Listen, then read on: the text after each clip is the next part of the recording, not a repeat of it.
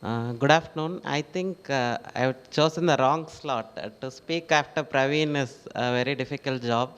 Maybe as an organizer, I could have made some tweak, but I'll try to do. So I think as doctors, talking about profits or revenue or even thinking as an entrepreneur, still a lot of us are concerned about it. Like even today in the panel discussion, we still have a confusion: are we a service industry or are we a revenue generating industry? So I feel that because nobody is treating you like a service industry, because you are paying a commercial rent or you're paying the taxes, you don't get any benefits unless you are a registered charity. So you have to think like an entrepreneur because everything is commercial for you, and when you're getting paid by the patient is also thinking you as a business. So we are in the business of healthcare, and I think there is no doubt on are we a service or are we a business. So we do have the service component in our delivery of care, and it is personally upon us to do charity. But for the majority, whatever we are doing is also having the revenue component. So because now most of the hospitals, we were in Mr. Ashok Tyagarajan, he works for a very large 200 crore facility in Chennai which has come up. The owner doesn't want to call it as a hospital, so it is created as a healthcare center. So basically, the name is called Westminster Healthcare. I asked the owner, Madam, you have spent so much money, why have you not put it as a hospital? She says now patients don't like it being called as a hospital. So she wants particularly that healthcare. So we are all in the healthcare business. So how do we actually have a change in mindset? The Aftal conference itself is that way, designed that way, so that we all start thinking as entrepreneurs, slightly moving away from the clinician part. Because once we start the clinic or hospital, we are managing a lot of things, right from HR to marketing to a lot of things for which we are not trained in the medical school. So we need to learn this knowledge. So that was the whole idea of starting these sessions, and thanks everyone for coming here and supporting this kind of a movement. I think this has to, in India we have almost 6,000 small eye hospitals which are all run by doctors, ophthalmologists, not practice managers, and all of them are 6,000 entrepreneurs. So we need to create a change in mindset to them. So that's the whole idea of this. So this might be interesting. So successful medical practice is only 20% clinical skills. So we are all thinking that, oh, if I have the necessary clinical skill, I'm ready to go and start the practice and I can be successful.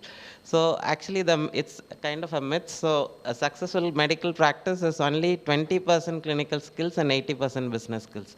So I've been interacting with all the top ophthalmologists over the last 4 5 years. Many of them are my friends. Say Dr. Debashish Bhattacharya and Disha, or Dr. Sri Ganesh in Bangalore, and a lot of these successful ophthalmologists definitely speak more business. So they have gained that business knowledge over the years of, say, last 20 years or 30 years.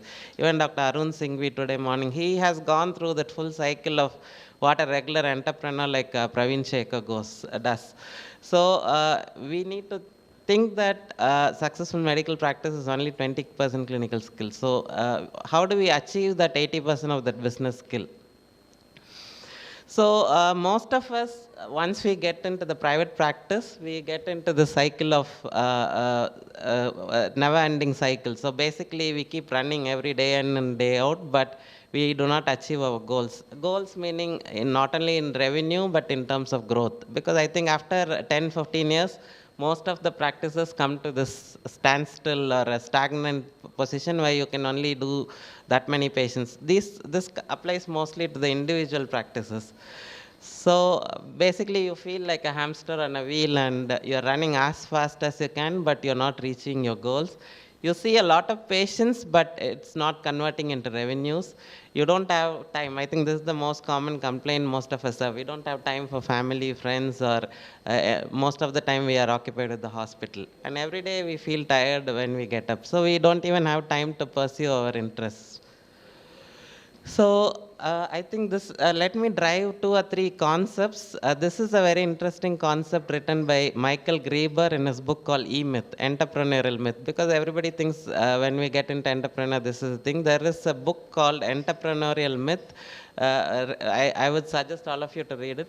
So, what is the difference between working in the business and working on the business? So, basically, when you go to your hospital every day and then you start seeing patients, you do surgery, you become an employee of your own hospital or organization. So, you keep working. So, most of us keep working in the business every day. Working on the business is like how you attend the conference today, or we were here for the last 3 days. Like, let me take the example of Dr. Shivakumar. So, he is a very serious practitioner who thinks nothing else than the clinic for the last 20 years.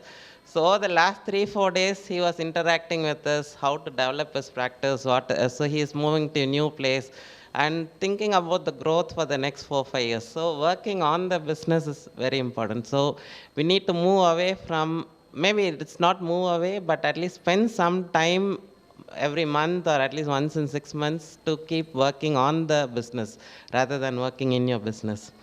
The second thing most of us have is the problem of focusing on wrong things, because whenever we start managing the hospital, a lot of things like is the electricity there, or has the staff come on time, we start focusing on a lot of wrong things.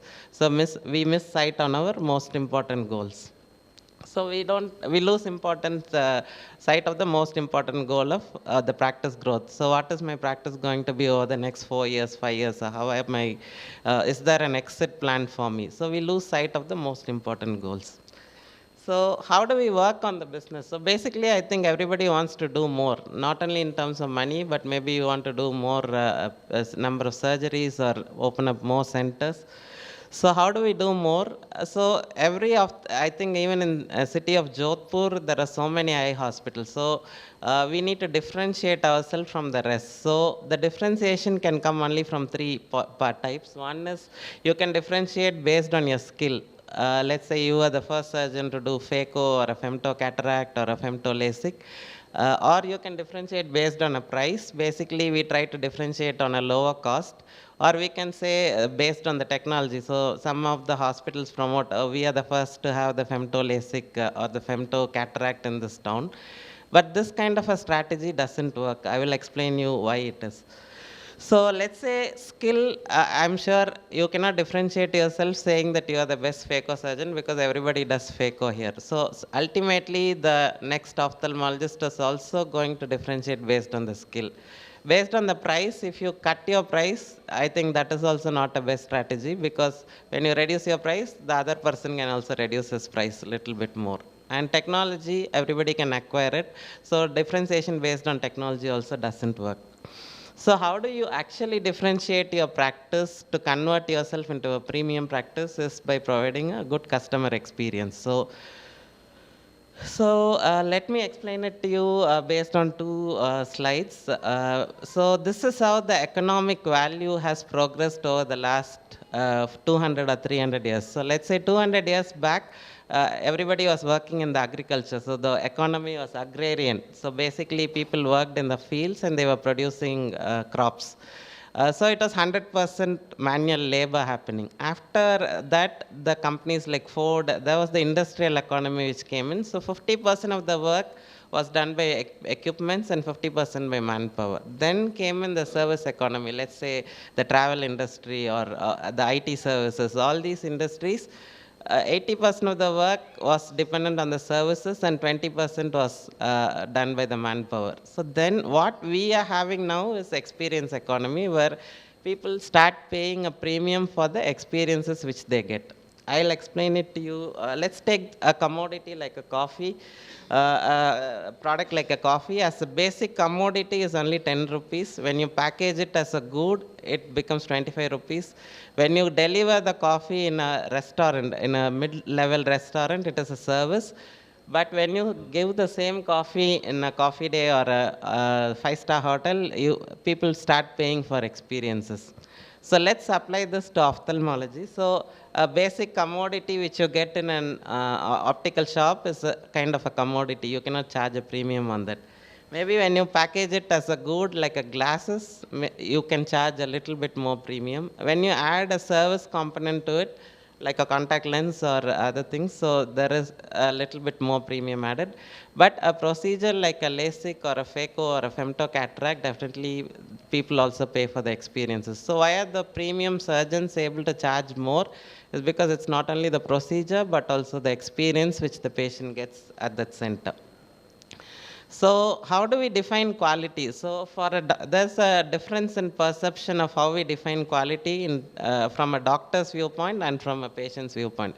As a doctor, we are happy when we are able to give 6/6 to the patient because we're always thinking, I am a best surgeon, I can deliver 6/6. So when the patient reads 6/6, our quality, we define that outcome based on the outcome of the surgery. But for the patient, he outcome is important, but he also thinks of a lot of other things like, is there a good clinical, was your reception is good in the clinic, or was the surgery well organized, was the bathrooms clean in your hospital, is this doctor trustworthy, or was the doctor polite to me, did the staff wish me, is there a good post-operative follow-up. So we need to create all these things to give a better quality to the patient and not only focus just on the outcome of the procedure.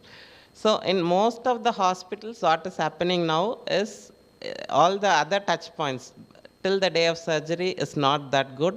But on the post-operative day one, the patient has a good experience because the visual outcome is better. But what is desired is right from your advertising, from your website to the telephone, people who attend your telephone or your office visit on the procedure day and even post-operative day one and the first week till the patient gets the post-operative glasses, I think you should try to give a good customer experience at every point of this. So which is not happening in most of the hospitals. So one way to differentiate ourselves. So this is the way I think if you give remarkable experiences to patient, which will increase word of mouth and then increase referrals, this kinds of creates a cycle to get in more and more patients to the hospital. So the second thing the second important point I want to drive is most of the time we as ophthalmologists work as isolated entities. We don't want to collaborate. We always think the next person as a competitor. So I think instead of thinking everybody as a competitor, we should try to collaborate. So let me give you some examples. So, as ophthalmologists, can we only collaborate with the other ophthalmologist or optician? So we can actually collaborate with anybody. So this is a hospital in Barcelona. It's a pediatric hospital. It's called Sant John Diu Pediatric Hospital. They're one of the largest pediatric hospitals in Barcelona. So they wanted to increase awareness among the children. They wanted to do a marketing campaign to increase the footfalls into the hospital. And they thought of a very unusual way. They went to the bag maker called Miguel Reis. He is a large bag maker in pediatric in Barcelona. So how did a hospital and a bag maker collaborate? So basically, the hospital identified that just like in India, the children in Spain also carry a large, heavy bag to the school.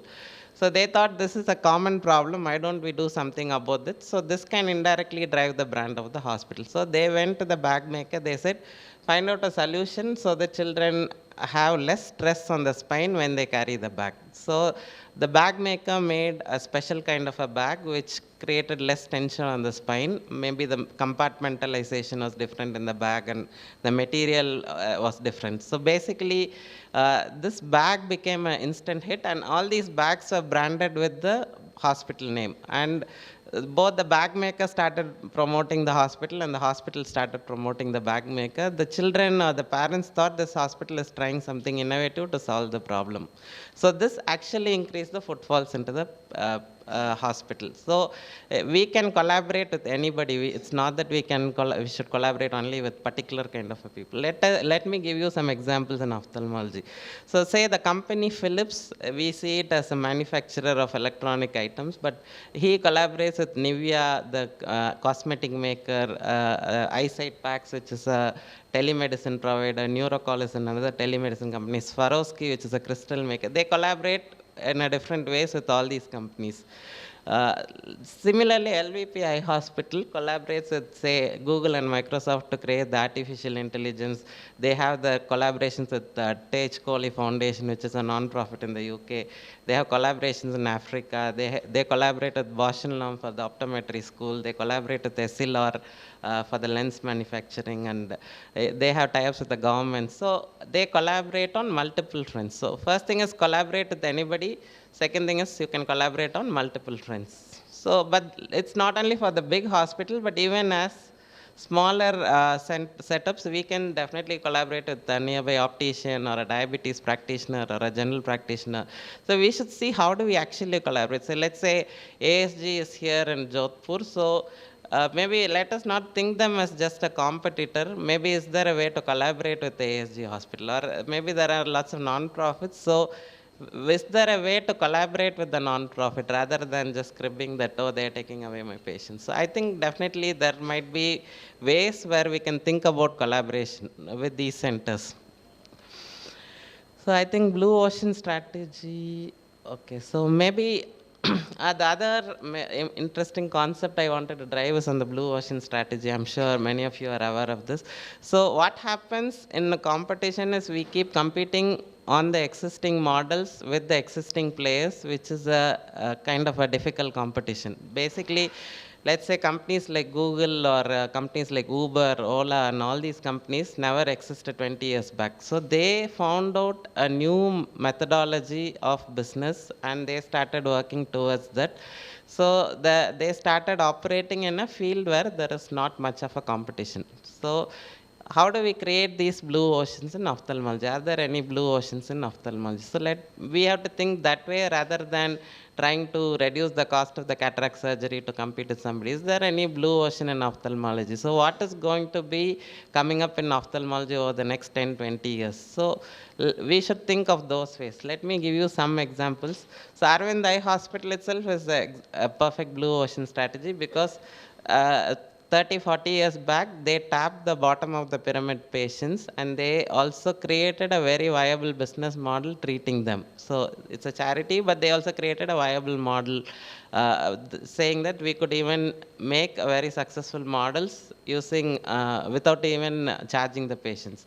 Himalaya drug manufacturer thought there is a huge market space for branded Ayurvedic drugs and they created that portfolio of Ayurvedic drugs, which became a major hit. So, is there any blue ocean in ophthalmology? So maybe we should apply our minds to think that way and start working towards that. Maybe telemedicine, artificial intelligence, lot of things coming up. So rather than just competing as a regular ophthalmology practice, so can we think of some of the blue oceans where we start working? So the final thing is maybe we have to leverage our time, determine which are the most profitable service, and then work on that. The most other times we don't delegate duties. Even I heard from the ASG that they want to do everything themselves, which might be working for them, but I think we should actually delegate duties if you want to succeed. And most of the time we don't have a plan. What is our 5-year plan? What is our 10-year plan? What is our exit plan? And as ophthalmologists, we are always afraid to employ smarter people. So we think he might steal our practice. So why do you think that way? So can we employ people more smarter than us and get the work out of them and make more money? So I think we need to have a change in mindset that way also. So the staff hiring, we have to hire them for attitude and train them for skill. And this is the thing. So I think this Praveen Shekhar covered mostly. So maybe I'm not telling not to read, but try to read these books lesser. And these are the books which you have to read more. Maybe some get insight into the business. And I would also like to invite you all to the 2-day conference of THAL, which is going to be in Chennai in July 2020, and to take this movement to the next level. I think whatever we started small has started growing now, and definitely we want to do something to improve all our practices, make the ophthalmologists take better decisions. Because we had a conference on LASIK, business of LASIK in Mumbai last December. It was very interesting to see, or very stunning to note that out of 100 LASIK practices, we saw 90 were making losses in the LASIK. So they are not making money out of LASIK. So they were actually using the cataract income to sustain the LASIK equipment. So I think attending conferences like ours where you interact with other people and then maybe this helps you make better informed decisions in terms of equipment purchase, scaling, exit of your practice, a lot of other things which you can gain. I'd like to invite you all to the 2020 conference in July in Chennai. So these are my contacts. Please get in touch if you need any help. And we also have a lot of these OPD WhatsApp groups. Almost 2,000 people are there in these groups. So please join our groups and keep interacting about your practice growth. Thank you.